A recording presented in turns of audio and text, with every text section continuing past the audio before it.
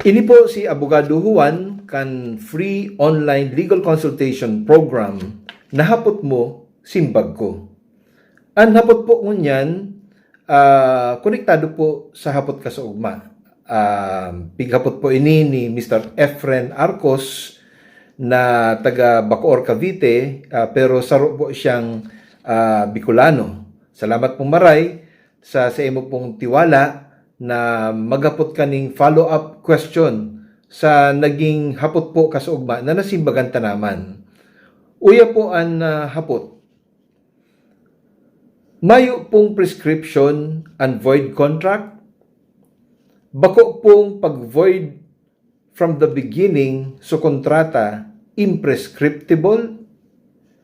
Bako pong igwang provisions sa Civil Code na pag oral contract and prescription 4 years, actually 6 years nga ni, pag written contract 10 years.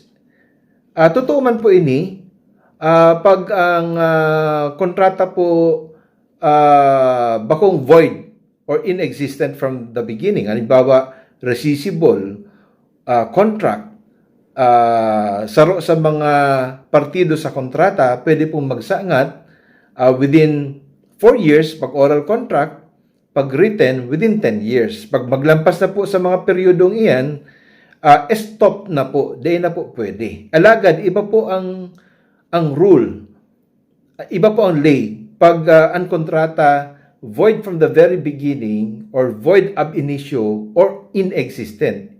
Iyan po nakapalaman sa Article 1410 kan New Civil Code na nagsasabi po na an action to declare a contract void or inexistent does not prescribe.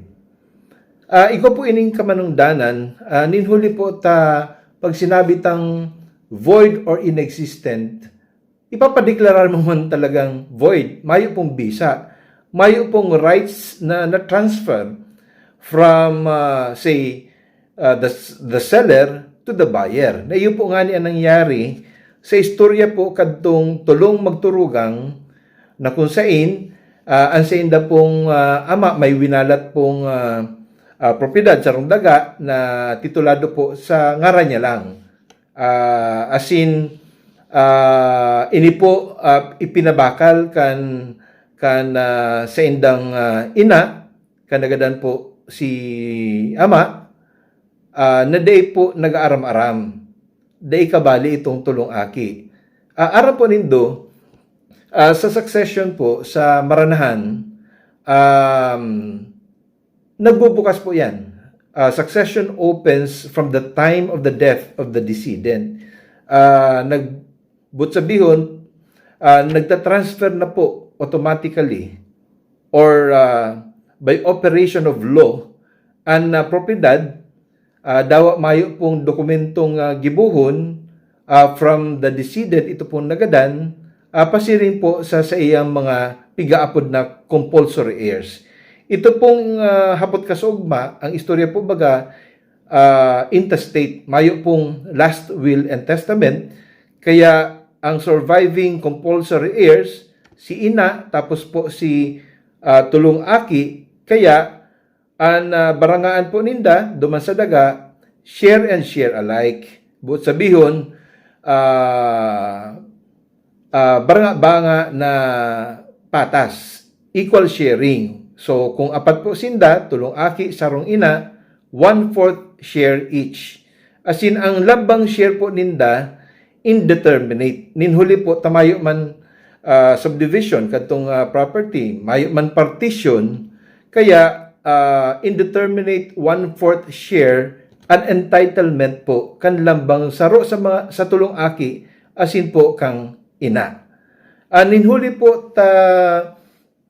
ang nagpirma lang po sa deed of sale pabor duman sa buyer, ito pong ina, taday po nga ni nag-aararam itong mga aki, ito pong kontratang ito void and inexistent from the very beginning. Tano po, klarado po man po baga na dahil niya pwedeng ipabakal ito pong ina, itong kainteruhan kan propiedad, da ang share niya nga ni 1/4 lang.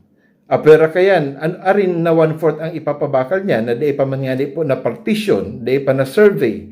Mayo pa pong kanya-kanyang technical description. Ito pong 1/4 share each of the 3 children and the mother. Ano po? Kaya klarado po na void from the very beginning. Base po sa Article 1409 kan New Civil Code, Paragraph 3, if the object that does not exist at the time of the transfer, void and inexistent ang kontrata.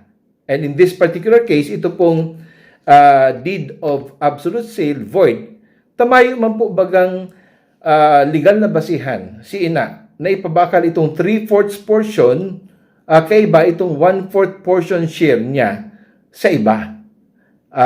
Kaya balikan ta po itong prinsipyo sa lay na ang pwedeng magpabakal po iyo lang ang may sadiri.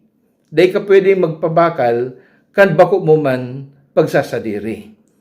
Ito pong sitwasyon kang ina, ang pwede niyang ipabakal itong 1/4 share niya lang pero indeterminate. Dahil mo aram kung sa ina parte kandaga itong 1/4 kaya dahil man po giraray bisa. Apwera kayan, ang ipinabakal niya po talaga ito pong kainteruhan kang propiedad na mayo po siyang diretso, mayo siyang legal na basihan. So yan po ang primero rason kung taano void and inexistent. Ito pong deed of absolute sale na pipirmahan po katong ina apabor po duman sa nagbakal.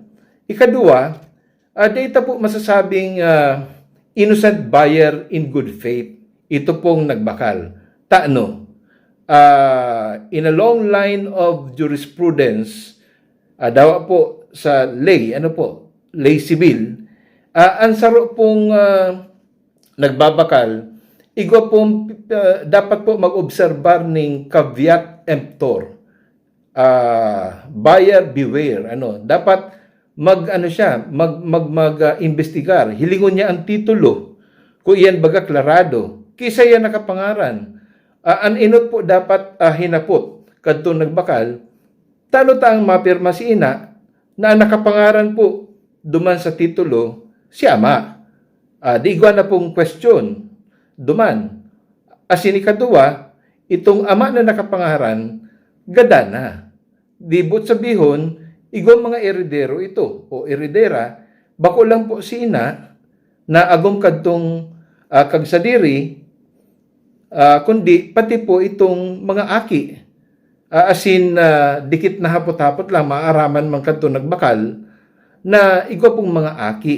Ito pong ina. Kaya, ito pong kahaputan, balik kita, pwedeng magsaangat ng kaso to declare null and void or inexistent ito pong deed of absolute sale na piglaogan kadtong ina, klaradong igwa po. Because, going back to Article 1410 of the New Civil Code, an action to declare a contract void or inexistent does not prescribe. Kaya ito pong naghapot kasugma, igwa po kamong panahon pa na magsaangat kang kaso para po ma-declare as null and void na mayong bisa ito pong deed of absolute sale na piglaogan po kan sa indong ina. So, Efren, iyo po ni ang kasimbagan. Salamat na maray sa imong kahaputan. Lugod na simbagan tamang po ning tultol ang sa imong hapot. Ini po si Abogado Juan, pagtama-tama, pagsala-sala.